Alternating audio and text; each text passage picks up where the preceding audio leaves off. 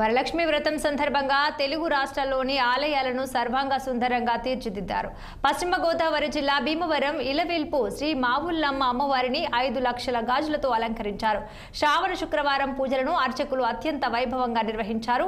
ఆలయానికి పెద్ద సంఖ్యలో తరలివచ్చిన భక్తులు అమ్మవారిని దర్శించుకున్నారు.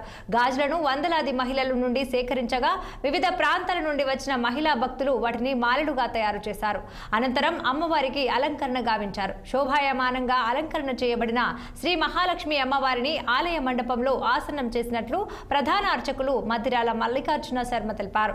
ఈ అలంకరణ 10 తేదీ వరకు కొనసాగుతుందని దేవాదాయ శాఖ అసిస్టెంట్ కమిషనర్ బుద్ధ మహాలక్ష్మి నగేష్ వెల్లడించారు.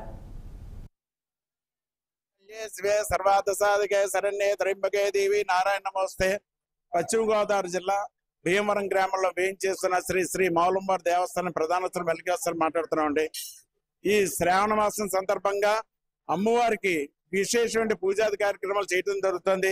అలాగే మన ఆషాఢ మాసంలో కూడా అమ్మవారి విశేష కార్యక్రమాలు, సారీ కార్యక్రమాలు అవన్నీ కూడా జరిగాయి. అలాగే చాలా మంది కూడా దానికి అనుగుణంగానే శ్రావణ మాసంలో కూడా అమ్మవారికి సారీ కార్యక్రమాలు జరుగుతున్నాయి. అలాగే ఈ రోజు అమ్మవారికి మేము 1,00,000 గాజులతో అనుకున్నాం. అటువంటి దారి అమ్మవారి ఆశతో 5 లక్షల పైన గాజులు వచ్చాయి. ఈ రోజున ఈ గాజులతో అమ్మవారిని, అలాగే ముఖమండపం, అంతరాలయం ఇవన్నీ కూడా గాజులతో మొత్తం అంతా అలంకరణ చేయడం జరుగుతుంది. రేపు వరలక్ష్మి వ్రత శుక్రవారం అంటే ఈ శ్రావణ మాసంలో 5 శుక్రవారాలు వచ్చాయి. మూడో శుక్రవారం రోజున వరలక్ష్మి వ్రతం రోజున విశేషమైన పూజాధికారులు చేయడం జరుగుతుంది.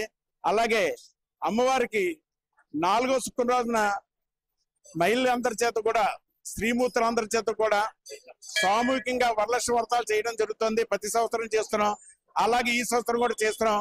కానీ ఈ సంవత్సరం విపరీతమైన జనం రద్దీ వల్ల 2 శుక్రవారాలకు మార్చడం జరుగుతుంది. అంటే 5 శుక్రవారాలు వచ్చాయి కాబట్టి 4వ శుక్రవారం 5వ శుక్రవారం చేస్తున్నాం. ఈ సంవత్సరం ఈ 2 శుక్రవారాలు కూడా అమ్మవారికి సామూహికంగా వరలక్ష్మి వ్రతాలు చేస్తున్నాం.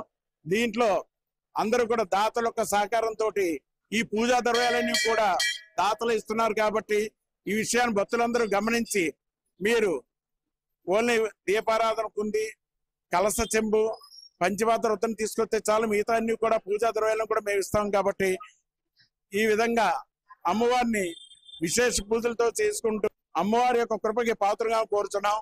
జై మావులమ్మ, జై జై మావులమ్మ. ఓం సర్వమంగళ మాంగళ్యే శివే సర్వార్థ సాధికే శరణ్యే.